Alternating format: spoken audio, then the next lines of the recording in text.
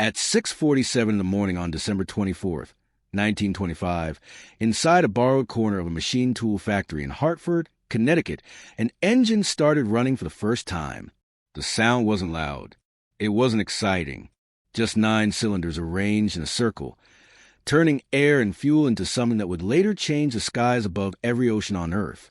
Frederick Rentschler stood in the cold morning light, watching pistons he designed with his own hands pull breath into steel lungs.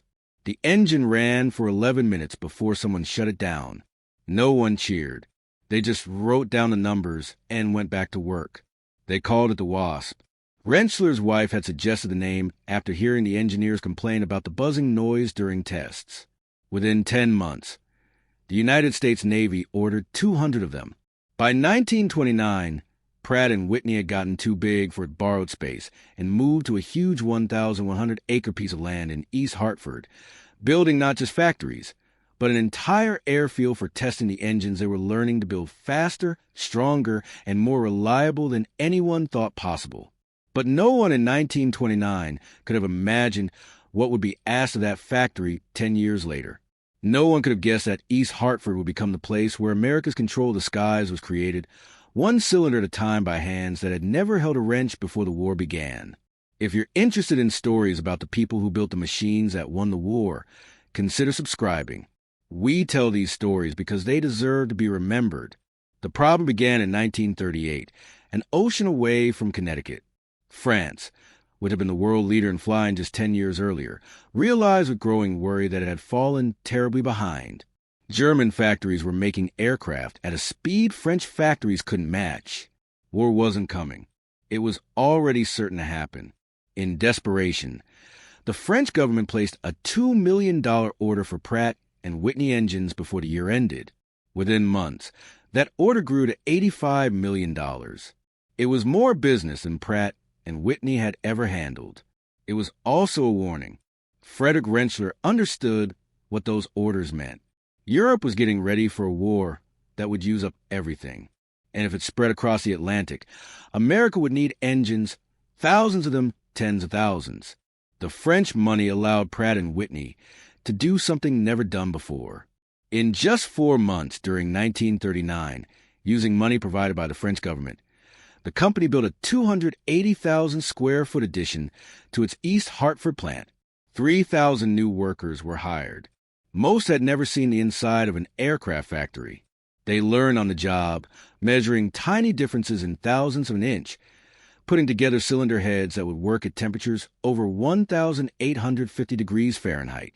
Then France fell. In June 1940, German forces swept through the Maginot Line and took over Paris. The French order stopped arriving, but by then it didn't matter. President Franklin Roosevelt had already said that America needed to make 50,000 aircraft per year. The sleeping giant was waking up in Pratt, and Whitney was about to become the heart that kept it flying. On the morning of May 29, 1940, test pilot Lyman Bullard climbed into the cockpit of a prototype fighter unlike anything the U.S. Navy had ever ordered. The F4U Corsair sat on the runway at Bridgeport Municipal Airport in Connecticut, its inverted gull wings angled down like a hawk getting ready to attack. Under the front cover sat the largest engine ever put into a naval fighter, the Pratt & Whitney R-2800 Double Wasp, 18 cylinders arranged in 2 rows, 2,804 cubic inches of displacement, 2,000 horsepower. The propeller measured 13 feet 4 inches across. To give ground clearance to that huge propeller without building impossibly long landing gear, designer Rex Beisel had created the unusual bent wing that would make the Corsair instantly recognizable in every part of the war. Bullard pushed forward the throttle. The R-2800 roared. The Corsair rolled forward, lifted, and climbed into the Connecticut sky.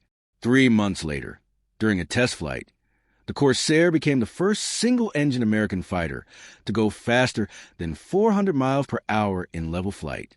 The Navy was impressed, but there was a problem. The R-2800 wasn't just powerful, it was complicated. Building one required incredibly exact work. The crankcases had to be machined so perfectly that they sealed without gaskets. The tiny differences were measured in ten-thousandths of an inch. One German engineer, after looking at a captured R-2800 later in the war, reportedly said that if this was what the Americans could mass-produce, the war was already lost. And mass-produce them they did. By December 1941, when Japanese aircraft attacked Pearl Harbor, Pratt and Whitney employed 15,000 workers in East Hartford. Within 18 months, that number would nearly triple. By 1943, more than 40,000 men and women worked in shift around the clock, building engines that powered the Corsair, the Hellcat, the Thunderbolt, the B-24 Liberator. The factory never stopped. Machines ran 24 hours a day. Casting furnaces glowed through the night. The smell of cutting oil and hot metal became the smell of East Hartford itself. The workers came from everywhere. Farm towns in Vermont, mill cities in Massachusetts, from households where women had never been allowed to work outside the home. They came because the pay was good. They came because their brothers and sons were fighting overseas. They came because an entire generation understood that if the factories failed, the war would be lost before a single battle was won. East Hartford's population tripled between 1929 and 1950. Housing couldn't keep up. Workers rented rooms in boarding houses, slept in shifts in beds that never went cold. The town built new schools, new roads, new infrastructure to support the sudden flood of people arriving at the Pratt and Whitney plant. Inside the factory, being exact became like a religion. A single broken cylinder could cause an engine to fail. An engine failure over the Pacific meant a pilot didn't come home. Everyone understood what was at stake. Inspectors checked every part multiple times. Tappet rollers for timing parts, valve springs, piston rings. Each piece was measured, tested, and measured again. If something was even slightly off the correct measurement, it was thrown away. There was no room for acceptable losses when the cost was measured in lives. The heart of every R-2800 was the crankshaft, made from a single block of steel, machined to exactness that would have been considered impossible 10 years earlier. It weighed over 200 pounds and took weeks to complete. 18 connecting rods attached to it, each one driving a piston that squeezed fuel and air, ignited it, and turned the explosion into spinning force. The crankshaft had to survive stresses that would shatter weaker metals. It spun at 2,700 turns per minute. At full power, the forces acting on it were over 40 tons. If it failed, the engine tore itself apart. Women made up a big part of the wartime workforce. Before the war, they had been told that factory work was men's work. Too dangerous, too technical, too demanding. The war proved otherwise. Women operated lathes, put together cylinder heads, inspected parts with measuring tools, and became some of the most skilled workers in the plant. Historical photographs from 1942 show 3 women inspecting tappet rollers at the Pratt and Whitney plant in East Hartford. Their faces are focused, serious. They're not posing, they're working. The parts in their hands will go into an engine. The engine will go into a Corsair. The Corsair will fly into combat. They know this. Everyone knows this. The R-2800 worked at temperatures that would melt aluminum. Exhaust gases left the cylinders at over 1,850 degrees Fahrenheit. Cooling was done through airflow over carefully machined cooling fins that covered each cylinder head. The fins increased the outside area, allowing heat to escape rapidly. But they had to be made with amazing care. Too thick and the engine overheated. Too thin and they cracked under heat stress. Engineers calculated the exact sizes needed. Machinists executed those calculations to within 1,000th of an inch. Every Corsair that flew carried an R-2800. Every one. From the first prototype in 1940 to the final versions made after the war, the Corsair's heart was built in East Hartford. By the time production ended, over 12,500 Corsairs had been manufactured by Vought, Goodyear, and Brewster. Each one needed an engine. Each engine needed weeks of work by dozens of workers who never saw the aircraft they powered, never met the pilots who flew them, never saw the battles where their work made the difference between survival and death. The Double Wasp didn't just power the Corsair. It became the engine of choice for an entire generation of American combat aircraft. The Grumman F6F Hellcat, which had more air victories than any other Allied fighter. The Republic P, 47 Thunderbolt, the largest and heaviest single-engine fighter of the war. The Martin B-26 Marauder, the Douglas A-26 Invader, the Northrop P-61 Black Widow, the first purpose-built radar-equipped night fighter. By the end of the war, Pratt Whitney and its licensees have made more than 125,000 R-2800 engines. It was one of the largest production runs of any aircraft engine in history. But the numbers only tell part of the story. Behind every engine was a decision. A quality control inspector who rejected a part that looked fine but measured slightly off. A machinist who stayed an extra hour to finish a crankcase assembly. A woman who left her children with relatives to work the night shift. Inspecting valve springs by the light of factory lamps. The engines were built by people who understood that speed without exactness was worthless, that production without quality was murder. If you're finding value in this story, I'd be grateful if you'd subscribe. These aren't just histories. They're memorials to the people who did the work. There were failures. Of course, there were failures. Engines that passed inspection but failed in the field. Designs that looked perfect on paper but showed problems under combat stress. In the early production runs, some R-2800 engines had carburetor failures at high altitude. The problem was traced to a float chamber design that couldn't handle negative G-forces during dives. British engineer Beatrice Schilling solved a similar problem in the Rolls-Royce Merlin engine by installing a simple restrictor orifice. Pratt Whitney adapted the solution, redesigned the carburetor feed system, and put the fix across the entire production line. Pilots stopped losing power during combat moves. Lives were saved by an engineer most of them would never hear about. The factory itself became a target not for enemy bombers. The Luftwaffe never reached Connecticut, but for sabotage, spying, industrial accidents that could stop production. Security was intense. Guards checked identification at every entrance. Restricted areas required special clearance. Workers were reminded constantly that loose talk could cost lives. The phrase "loose lips sink ships" wasn't a slogan. It was a rule. Production numbers climbed steadily. In 1940, Pratt Whitney built 5,000 engines. By 1943, that number reached 50,000 per year. It was a tenfold increase in 3 years. To achieve it, the company recruited subcontractors from the car industry. Ford, Buick, Chevrolet. Companies that had built cars were now building aircraft engines. Pratt Whitney engineers traveled to Detroit, teaching assembly line workers how to read micrometers, how to check measurements, how to find defects that would be invisible to the naked eye. The car manufacturers proved good students. Within months, engines with the Ford nameplate were identical in quality to those built in East Hartford. The demands were endless. Every week, the military requested more engines. The Navy needed them for carrier operations in the Pacific. The Army Air Forces needed them for strategic bombing campaigns over Europe.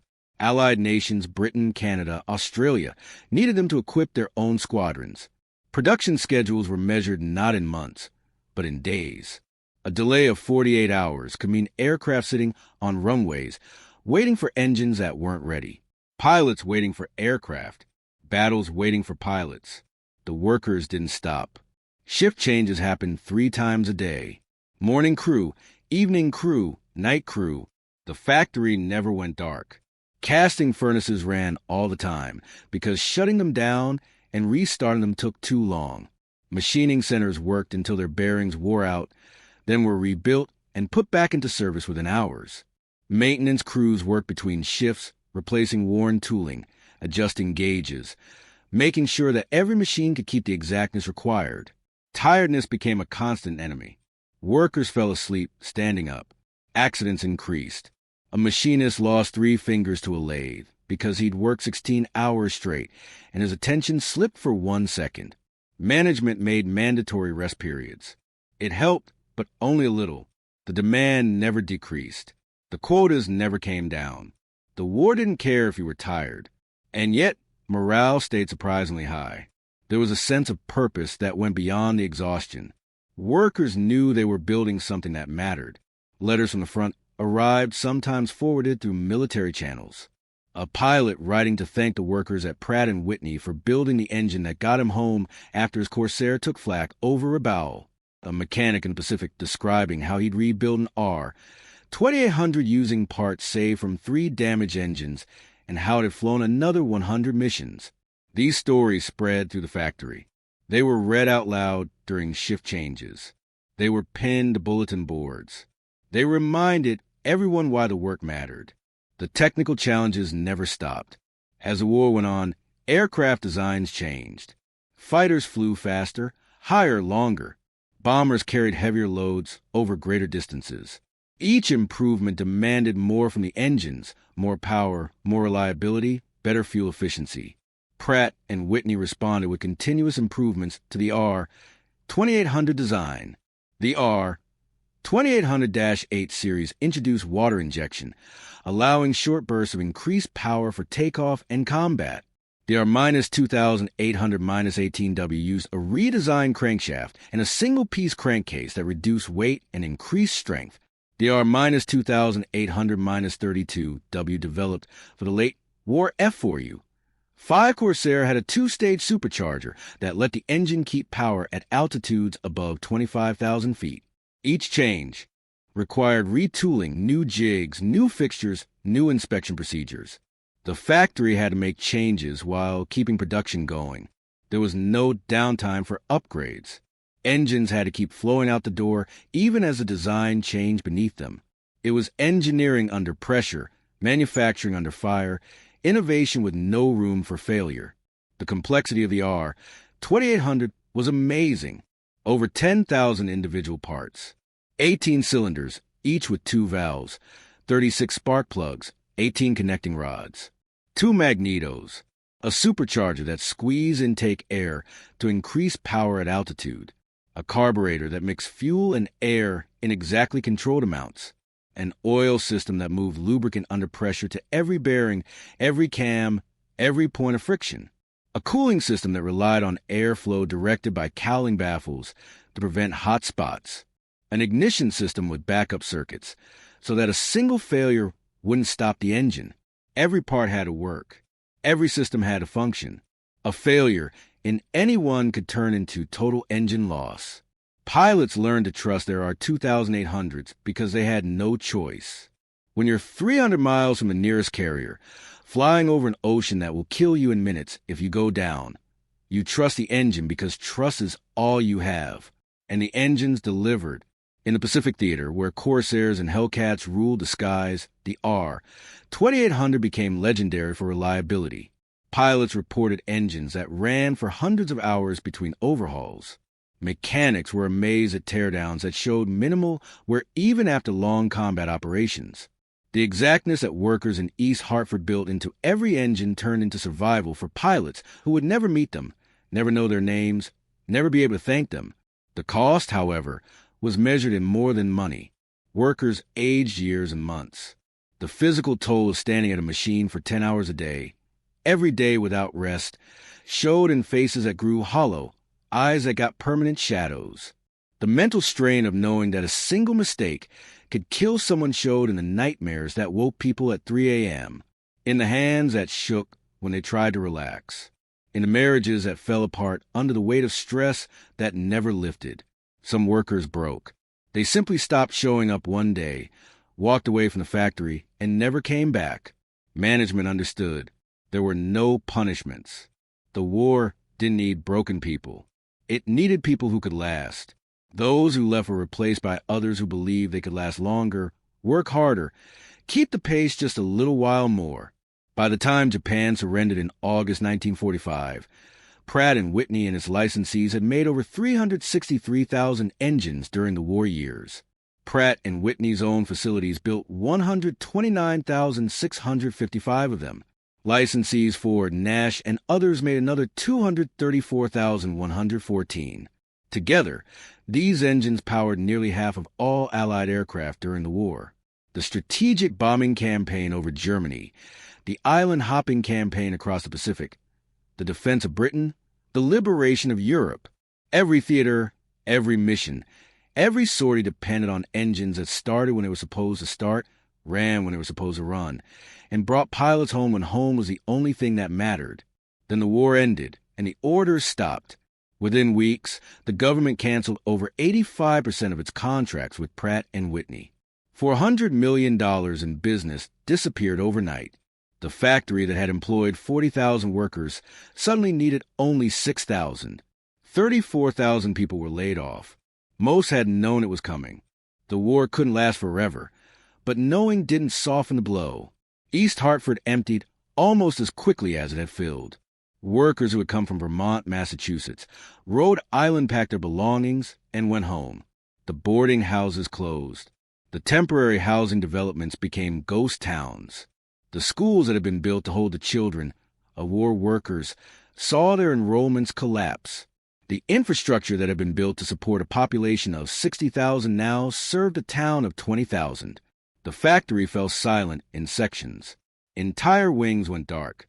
Machines that had run nonstop for 4 years were shut down, cleaned, and covered with tarps. The casting furnaces were allowed to cool for the first time since 1941. The smell of cutting oil faded. The constant shaking that had been the heartbeat of East Hartford stopped. For those who stayed, the change was confusing. Workers who had spent years building engines for war now found themselves building engines for a peace they barely recognized. The military still needed engines, but not at wartime amounts. Commercial aviation was growing, but slowly. Airlines were flying aircraft with engines built before the war, squeezing every last hour out of them before ordering replacements. Pratt and Whitney moved toward jet engine development, but that was new territory. The piston engine era was ending. The workers who had mastered the R-2800 found their skills becoming outdated. Some adapted. They learned new trades, new technologies, new ways of working. Others couldn't. They had given everything to the war effort and had nothing left for peacetime. They took jobs in other industries, other towns, other lives. They tried to forget the factory, the machines, the endless pressure. Most couldn't. The legacy, however, lasted. The exact manufacturing techniques developed at Pratt and Whitney during the war became industry standards. The quality control procedures became models that other manufacturers studied and used. The training programs that had turned farmers and housewives into skilled machinists became templates for technical education across America. And the engines themselves continued to fly. Our 2800s powered commercial aircraft well into the 1960s. The Douglas DC-6, which entered service in 1946, used 4 2800s and flew passengers around the world for 2 decades. Surplus military aircraft were turned into civilian use. Cargo haulers, firefighting water bombers, crop dusters. Some are still flying today. Carefully maintained, carefully rebuilt, powered by engines that were designed during a war that ended 80 years ago. There are 2800 engines in museums now, polished and preserved.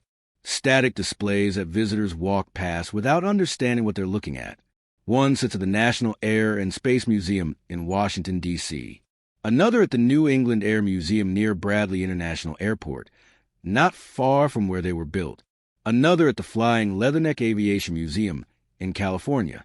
They're artifacts now, relics of an era when exactness meant survival, when tolerance wasn't measured in opinions, but in thousandths of an inch, when 40,000 people worked around the clock to build machines that kept the sky from falling.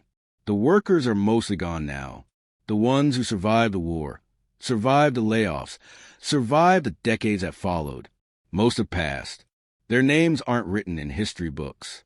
There are no monuments to the woman who inspected tappet rollers for 12 hours a day. No plaques to the machinist who spent 4 years building crankshafts. No memorials to the shift supervisor who kept production moving even when exhaustion made thinking hard and mistakes easy. But their work remains. Every restored Corsair that flies in an air show carries an engine they built or one built from their blueprints. The deadlines, they achieved the quotas. And in doing so, they built more than engines. They built the margin between defeat and victory, the difference between tyranny and freedom, the foundation upon which an entire generation's survival rested. The factory in East Hartford still stands. Pratt Whitney still builds engines there, though the technology has changed beyond recognition. The piston engines are gone. Jets now turbofans with bypass ratios and thrust-to-weight ratios that would have seemed like science fiction in 1945. But the core philosophy remains. Exactness, reliability, quality over speed. Though speed matters too, the lessons learned during the war are still taught. The standards set during those frantic years still apply. If you've stayed with the story to the end, thank you. If it mattered to you, consider subscribing. We tell these stories because the people who live them deserve to be remembered, even when their names are lost. Frederick Rentschler, who founded Pratt & Whitney in 1925, lived to see his engine become the most produced aircraft engine of World War II. He died in 1956, 11 years after the war ended. His obituary mentioned his engineering achievements, his business skills, his role in building an industry. It didn't mention the workers. It rarely does. But the workers remember those who are left. They remember the noise, the heat, the smell of hot metal and cutting oil, the ache in their backs from standing too long, the satisfaction of watching an engine pass final inspection and knowing it would do its job because they had done theirs. They remember the letters from pilots, the stories of engines that kept running when everything else had failed, the knowledge that somewhere far away someone came home because a cylinder head was machined correctly, because a crankshaft was balanced perfectly, because someone cared enough to get it right. That's what exactness means. It's not an abstract idea. It's not a number on a blueprint. It's the distance between life and death measured in thousandths of an inch, built by hands that understood the weight of what they held. 363,000 engines, each one a small miracle of engineering and manufacturing, each one a promise that someone would make a home. Not every promise was kept. War doesn't work that way. But every promise was made with intention, with care, with the kind of devotion that doesn't need recognition to be real. The engines did their part. They started when pilots needed them to start. They ran when pilots needed them to run. They brought pilots home when home was all that mattered. Not every time, but enough times. Enough to matter. Enough to make the difference. The rest is history. The kind that gets written in books and taught in schools, the battles, the strategies, the generals and admirals whose decisions shaped the war's outcome. Important history, necessary history, but incomplete history. Because behind every Corsair that climbed into the Pacific sky, behind every Hellcat that stopped a Japanese bomber, behind every Thunderbolt that has scored to be 17th over Germany, behind every victory and every mission and every moment when the outcome hung in balance, there was an engine built in East Hartford by someone whose name we don't know, whose face we've never seen, whose story has never been told until now. This is their story. The story of 40,000 workers who built 363,000 engines in a factory that never stopped, who kept measurements exact in 10,000ths of an inch while building engines that worked at 1,850 degrees Fahrenheit, who worked through exhaustion and fear and doubt to meet quotas that seemed impossible and yet were met, day after day, shift after shift, year after year, until the war finally ended and the factory fell silent. And they went home to lives that would never quite feel normal again. They built the engines. The engines won the war. The workers went home. History moved on, but the work remains. And the work remembers even when we forget that rumble you hear when a radial engine starts. That's not just mechanical noise. That's memory. That's 1943. That's East Hartford. That's the sound of 40,000 people refusing to fail, because failure meant death for someone they would never meet. They didn't fail. And that's why we're here to tell their story.